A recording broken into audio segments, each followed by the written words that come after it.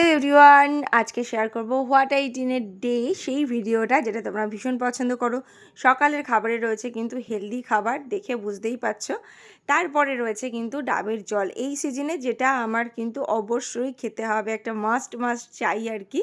তারপরে রয়েছে সুদের থেকে আসল যেমন মিষ্টি হয়, তেমন ডাবের জলের থেকে বেশি প্রিয় কিন্তু এই ডাবের শ্বাস। তোমরা কারা কারা এই শ্বাস খেতে ভালোবাসো অবশ্যই আমাকে কমেন্ট করে জানিও। সেটা সাবার করার পর তারপরে আছে কিন্তু দুপুরবেলার খাবার।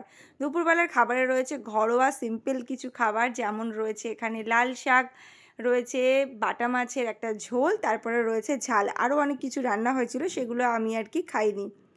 তারপর সন্ধ্যাবেলায় রয়েছে কিন্তু একদম ডায়েটওয়ালা একটা রেসিপি, যেটা তোমরা অলরেডি দেখে নিয়েছো আমার চ্যানেলে। তো সেই সন্ধ্যাবেলায় সেরকম কিছু টুকটাক মুখ চালানোর মতন খাবার, যেটা হেলদি আবার টেস্টিও।